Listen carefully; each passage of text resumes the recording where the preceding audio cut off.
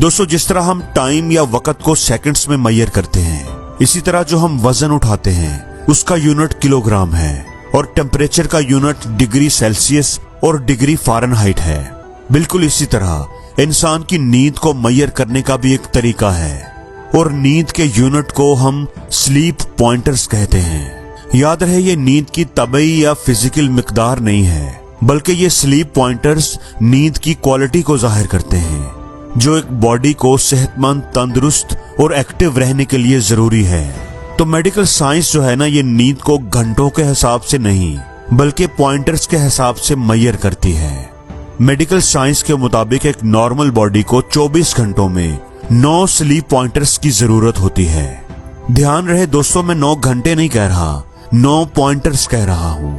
अब जो बंदा 9 स्लीप पॉइंटर्स को पूरा कर लेता है तो समझो उसकी नींद मुकम्मल हो जाती है। फिर चाहे वो ये पॉइंटर 5 या 6 घंटों में मुकम्मल करे या फिर 15 घंटे भी सोता रहे और ये मुकम्मल ही ना हो। आप हैरान ना हो, ऐसा हो सकता है।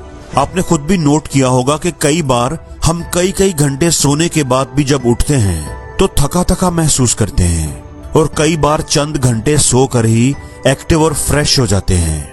दोस्तों, इसके पीछे जो साइंस है उसका नाम है स्लीप पॉइंटर्स। तो आइए हम इन स्लीप पॉइंटर्स को समझने की कोशिश करते हैं। दोस्तों, स्लीप पॉइंटर्स को अच्छी तरह समझने के लिए हमें दिन के 24 घंटों को 3-3 घंटों के मुख्तलिफ टुकड़ों में बांटना होगा।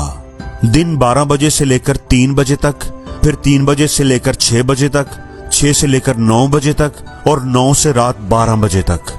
इसी तरह रात 12 से लेकर 3 बजे तक, फिर 3 बजे से सुबह 6 बजे तक, 6 से 9 बजे और फिर दिन 9 बजे से दोपहर 12 बजे तक। अब ये जो रात के 9 से 12 बजे वाले 3 घंटे हैं, इन 3 घंटों में हर एक घंटे के आपको 2 स्लीप पॉइंटर्स मिलेंगे। मतलब इन 3 घंटों, अगर आप ये 3 घंटे सो जाएं तो आपको 6 स्लीप पॉइंटर्स मिल जाएंगे। अब इसके बाद रात 12 बजे से लेकर 3 बजे तक जो ये 3 घंटे हैं, इनमें हर एक घंटे का आपको 1 स्लीप पॉइंटर मिलता है। यानी कि इन 3 घंटों के आपको 3 स्लीप पॉइंटर्स मिलेंगे। और अगर आप रात 3 बजे से लेकर सुबह 6 बजे तक सोते हैं तो आपको हर घंटे का हाफ पॉइंटर मिलता है। यानी ये 3 घंटे सोकर आप सिर्फ 1.5 पॉइंटर हासिल कर पाएंगे। और इसके बाद 6 बजे से लेकर 9 बजे तक, या फिर इसके बाद 9 से लेकर 12 बजे दोपहर तक, या 12 से 3 बजे तक, और 3 बजे से लेकर शाम 6 बजे तक, और शाम 6 बजे से लेकर रात 9 बजे तक जब भी आप सोएंगे तो आपको हाफ पॉइंटर से भी कम ही मिलेगा।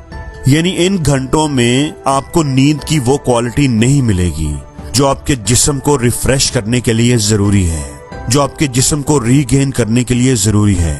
अब इस स्लीप पॉइंटर सिस्टम के मुताबिक एक बंदा इशा की नमाज पढ़कर अगर रात को 9 बजे सोए तो रात 12 बजे तक उसके 6 स्लीप पॉइंटर्स हो जाएंगे।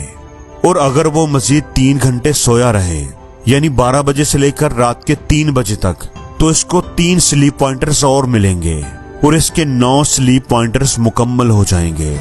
सिर्फ 6 घंटे सोने से इसके जिस्म को एक मुकम्मल नींद मिल गई। और यही रात का दूसरा पहर होता है, जब तहज्जुद का वक्त होता है और अल्लाह ताला आसमानी दुनिया पर इंसान को पुकार रहे होते हैं कि है कोई फरियाद करने वाला जो मुझे पुकारे और मैं उसकी फरियाद को पूरा करूं। लेकिन दोस्तों, हम लोग क्या करते हैं? हम तो इसके उलट ही करते हैं।